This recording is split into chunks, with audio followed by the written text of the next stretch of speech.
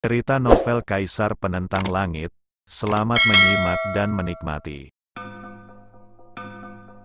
Bab 2959. Pada saat ini, mereka berdua saling berhadapan. Tidak ada kebencian, tidak ada pembunuhan. Mereka benar-benar tertawa pada saat yang sama. Kemudian, pria itu terus duduk bersila di peti mati emas di bawah dan berlatih dengan mata tertutup. Adapun Lin Yan, dia juga menarik kembali pandangannya. Dia tahu bahwa pria di bawah adalah kaisar kuno di alam Tiangeng. Orang terkuat di suatu zaman, dia menggunakan sihirnya sendiri untuk bertahan hidup selama bertahun-tahun. Dia sudah mati, tetapi dia hidup kembali dalam kehidupan ini. Dalam kehidupan ini, pasti ada persaingan dan reinkarnasi. Tapi untungnya, pria ini adalah kaisar umat manusia. Kakak senior. Pada saat ini, sebuah suara tiba-tiba terdengar. Lin Yan mengerutkan kening. Mengapa suara ini begitu vulgar? Tapi, itu sangat familiar. Siapa orang ini? Ketika dia berbalik dan melihatnya, Lin Yan langsung hitam. Kakak senior, kamu terlambat, tuan tua baru saja pergi. Sayangnya, jika kamu datang lebih awal, kamu bisa melihat tuan tua. He Jiu meneteskan air liur dengan perut besar, dan dia jelas sangat senang melihat Lin Yan. Tuan, Lin Yan tersenyum getir. Dia tahu siapa yang He Jiu bicarakan. Apakah dia pernah ke sini sebelumnya? Selama bertahun-tahun, Lin Yan ingin bertemu orang itu lagi. Sayangnya, dia selalu merindukannya. Kakak kedua. Ini, Tuan. Saat itu, Lin Seng dan yang lainnya tercengang. Kemudian, ada kegembiraan yang meluap-luap. Tidak ada lagi Kaisar Lin di dunia ini, bahkan setitik pun napasnya. Tidak ada legenda tentang Lin Yan di dunia ini. 10 tahun, 10 tahun penuh. Mereka mengira Lin Yan telah jatuh, dan sekarang Lin Yan muncul kembali, yang merupakan kebahagiaan terbesar. Hahaha saat itu, Lin Seng dan yang lainnya tertawa. Adapun He Jiu, dia juga tertawa, tetapi dia berbeda dari yang lain. Dia tidak pernah percaya bahwa Lin Yan akan mati.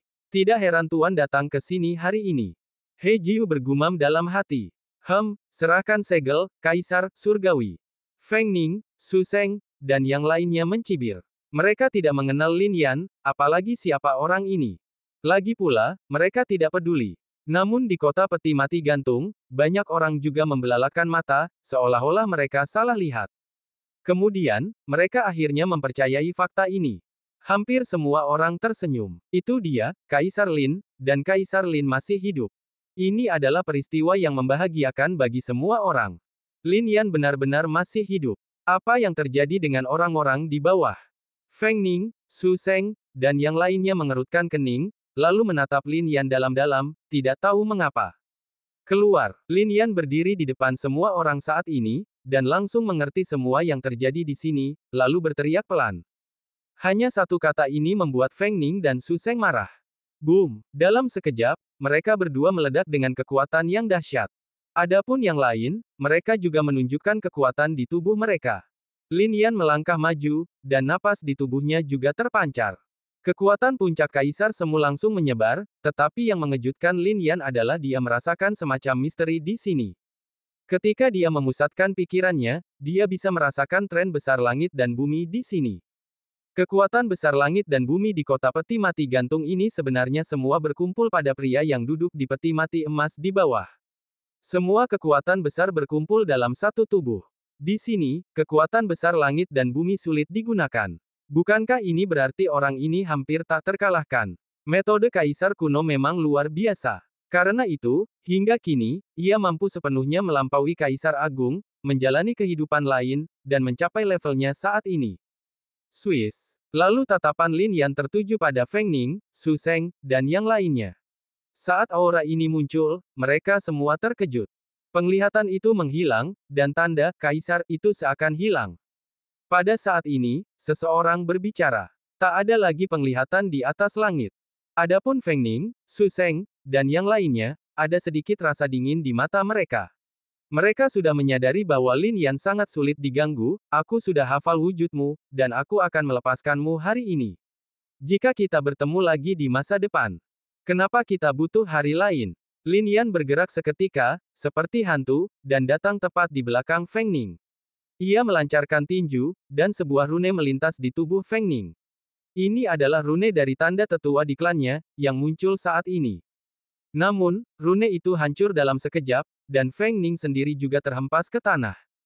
Kemudian Lin Yan melancarkan tendangan. Tendangan ini mengandung kekuatan guntur dan langsung mengenai Su Seng. Su Seng terkejut, dan harta karun itu langsung terungkap. Ini adalah benda puncak Kaisar Surgawi.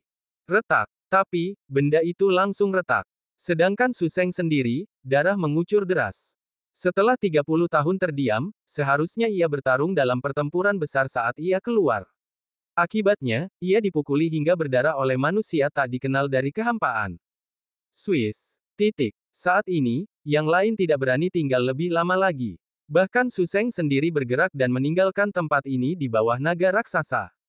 Feng Ning, yang juga mengendarai mobil Phoenix, tidak berani menoleh ke belakang. Si jenius yang disebut-sebut itu pergi begitu saja. Kakak kedua Lin Seng datang dan menatap Lin Yan.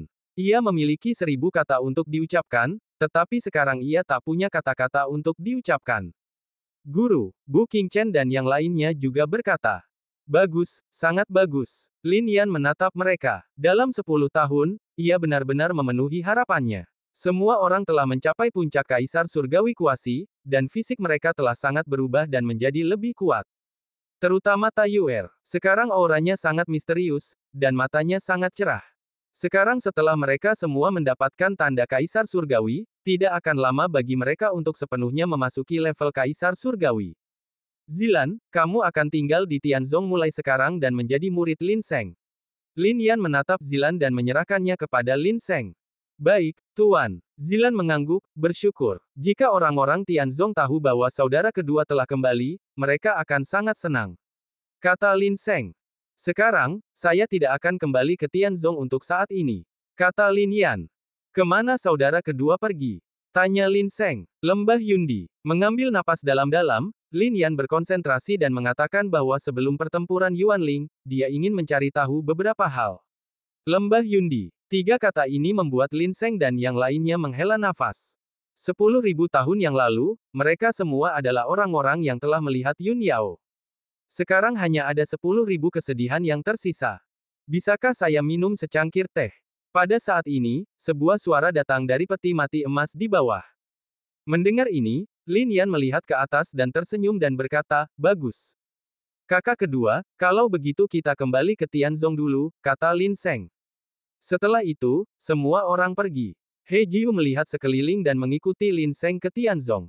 Sekarang, hanya Lin Yan yang tersisa. Tiba-tiba ia turun dan mendarat di samping pria itu. Duduk. Pria di peti mati gantung itu duduk bersila di atas peti mati emas dan berbicara. Lin Yan tidak sopan dan juga duduk di atas peti mati emas. Ada meja teh di atasnya. Pria itu menyodorkan secangkir teh kepada Lin Yan. Saat itu, keduanya terdiam. Hanya minum secangkir teh. Setelah beberapa saat, pria itu berkata, "Lembah Yundi, dilarang masuk."